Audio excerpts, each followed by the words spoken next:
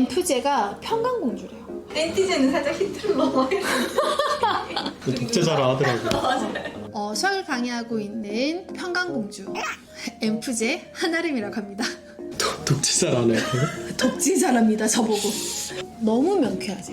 평강이냐 인강이냐 이건 중요하지 않은 것 같아요. 인강을 다 볼 수 있냐 없냐가 중요한 것 같아요. 그러니까 선생님, 저 이 점수 맞으면 어느 대학 갈 수 있어요? 떨어진다? 그런 질문하면?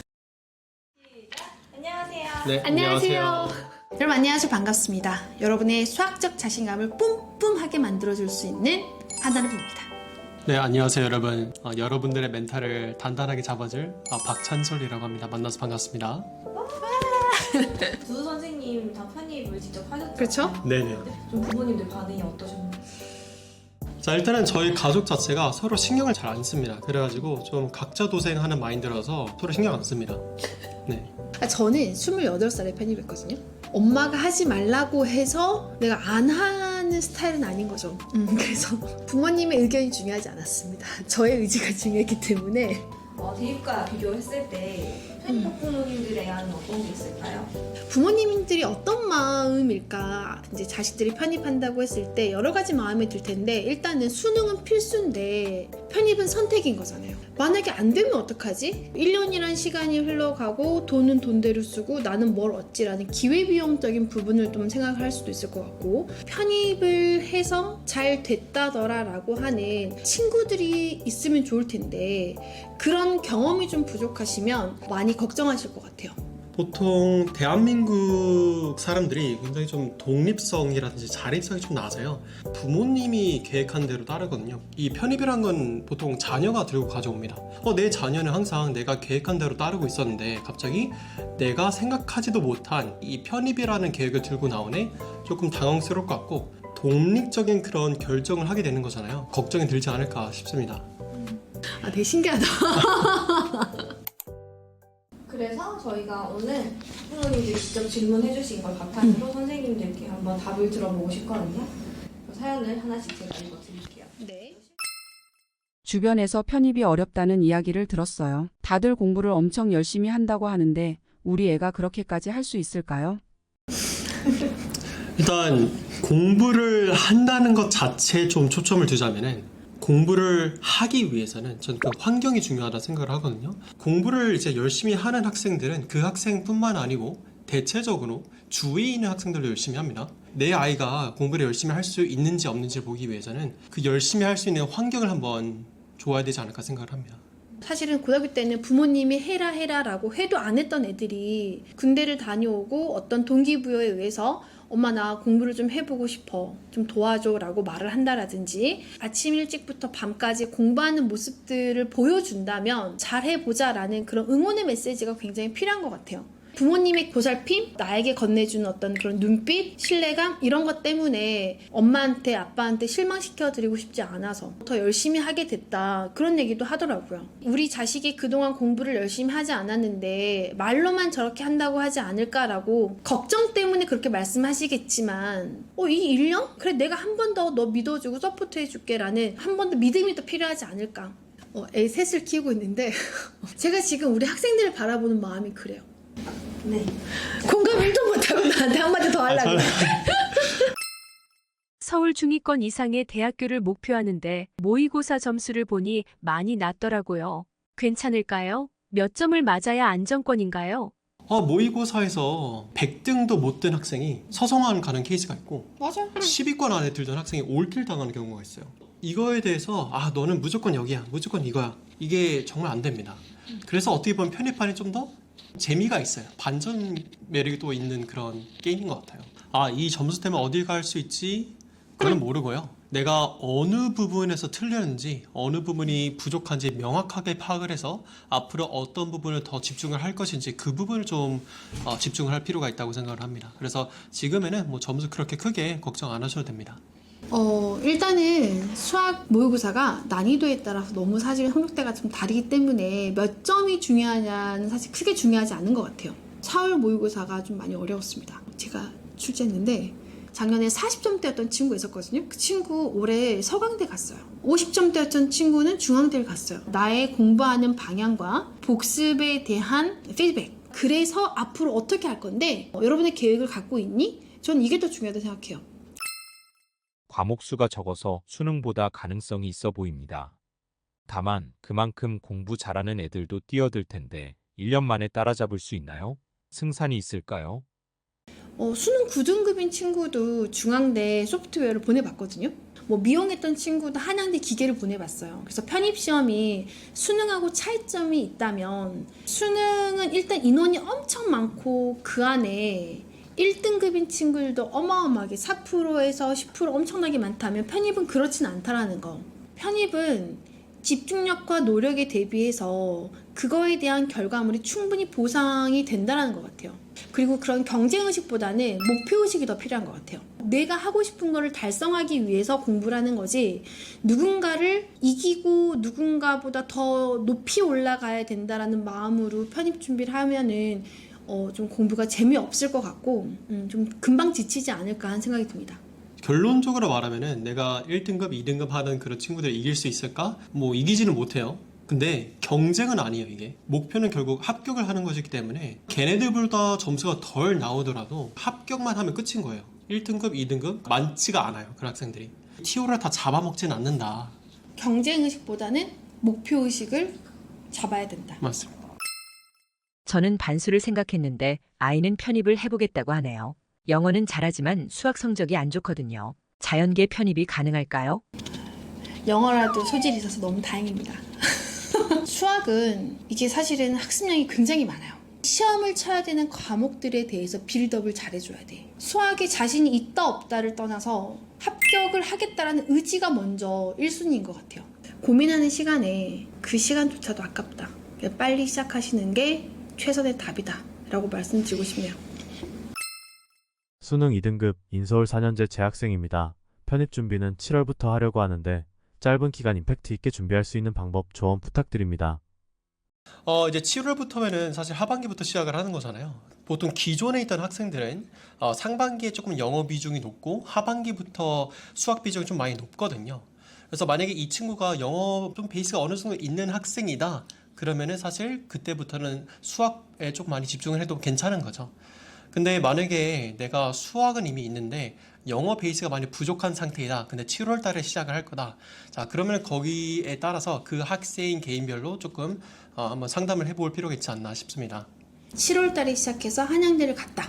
한 50명 중에 한두 명이 잘된 케이스들을 가지고 엄청 마치 다 그랬다듯이 포장하듯이 광고하는 경우가 굉장히 많아요.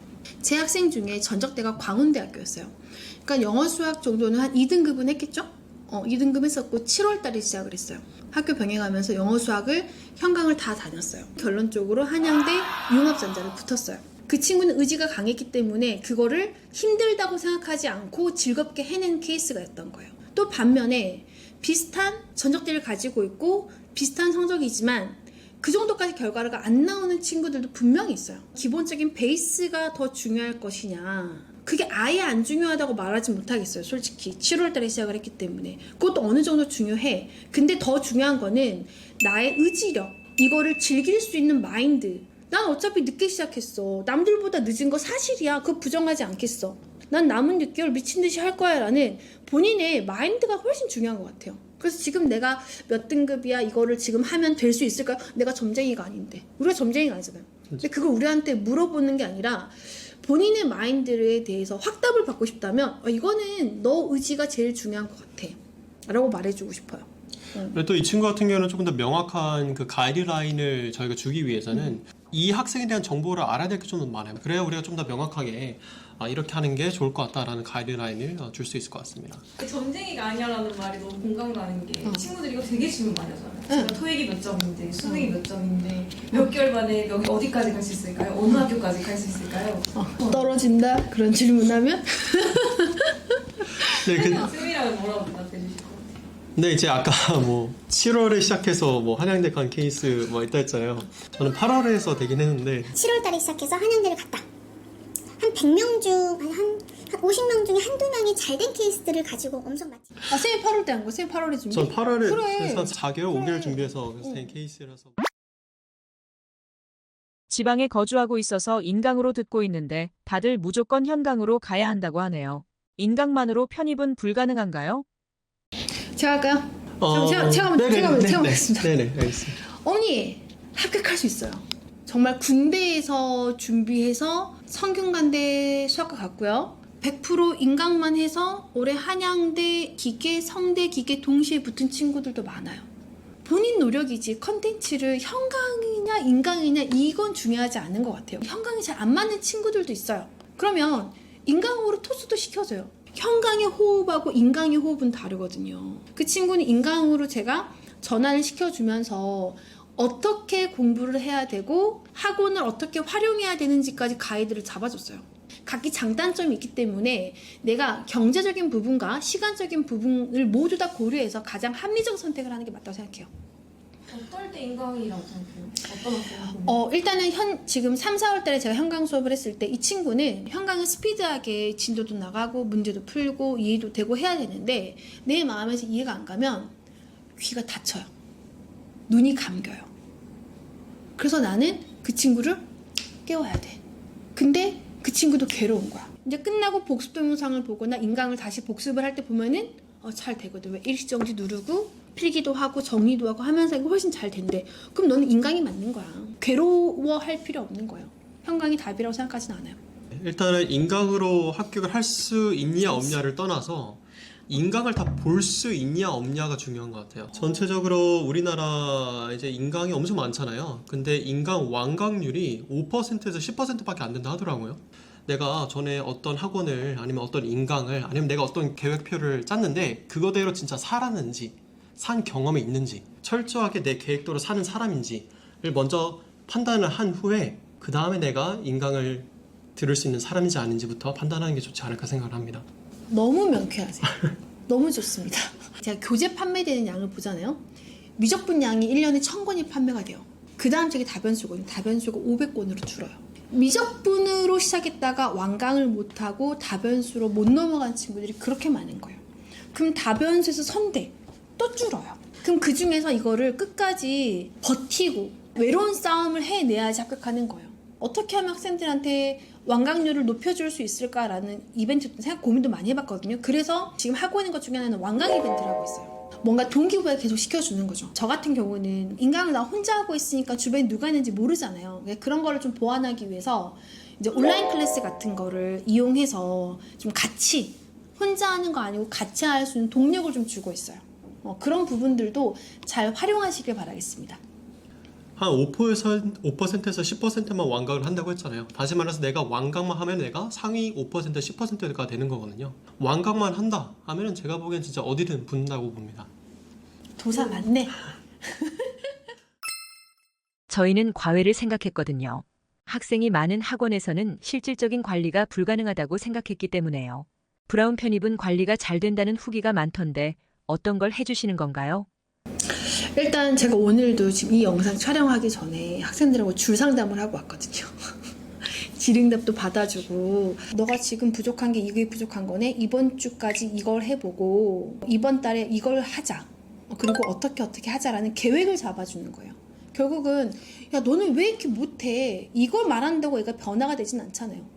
계획을 잡아주고 이걸 지속 가능하게 만들어주는 그 플랜이 필요하다고 생각하거든요. 제 경험이 많아서 그럴 수도 있고 제 원래 성향이 그럴 수 있는데 풀어온 시험지를 보잖아요. 수학을 잘하진 않아도 수학을 좋아하는 애네? 근데 자신감이 없네? 그럼 애들이 깜짝 놀라요. 진짜. 너가 이런 부분을 조금 수정해봐. 시험지를 보면서 말을 해줘요.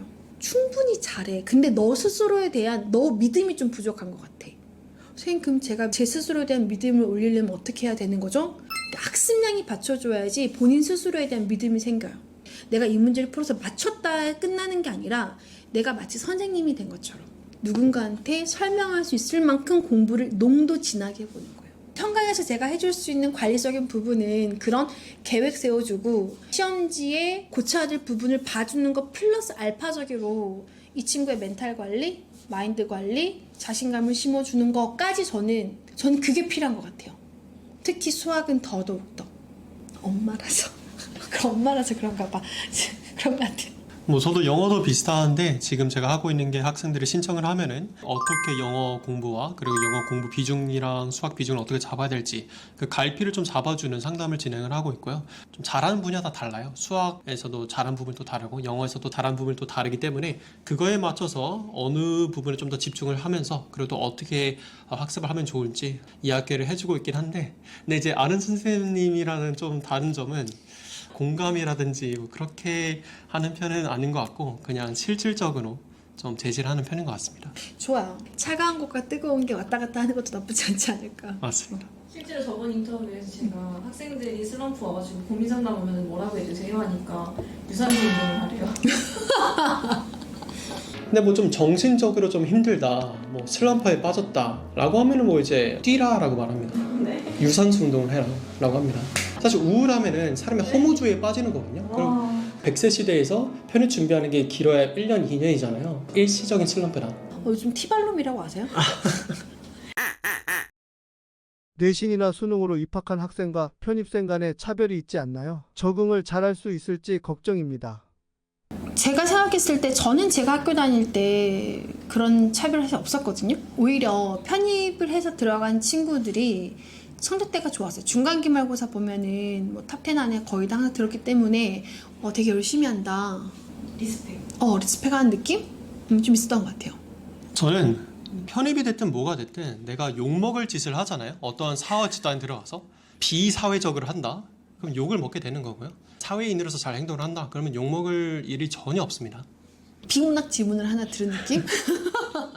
걱정이 많은 이제 학부모님과 편입생들한테 한마디씩 해주세요. 저는 인생은 7전 8기라고 7번 넘어져도 8번 계속 도전하는 삶이 멋있다고 생각을 합니다. 자녀가 어떤 도전을 할 때 8번이 일어날 수 있도록 계속 그 도전할 수 있도록 도와주는 게 저는 좋지 않나 생각을 합니다. 인생 길게 봤을 때 1년이라는 시간을 여행을 다니면서 보낼 수도 있고 진로에 대한 더 고민을 하는 시간을 더 가질 수도 있는 건데 진로를 찾기 위해서 편입이라는 시간으로 1년 정도의 내가 시간을 투자한다고 했을 때 그 시간이 결코 헛될 거라고 생각하지 않거든요. 설령 이 결과가 합격으로 연결이 되지 못한다 하더라도 아이에게는 굉장히 중요한 시간으로 남아있을 거기 때문에 결과론적인 부분도 분명 중요하지만 그 과정에 있어서도 어머니나 아버님께서 응원해 주시는 게 뭔가 결과를 아름답게 만들어낼 수 있는 원동력이 되지 않을까 생각합니다. 우리 아이들이 집에 갔을 때 고생했어. 이 한마디에 오늘 피로가 다 풀리지 않을까라고 생각합니다. 그래서 따뜻한 격려와 사랑 부탁드리겠습니다. 다음에 또 좋은 기회가 되면 또 이렇게 재밌는 인터뷰 또 해보도록 하겠습니다. 수고하셨습니다. 네, 감사합니다.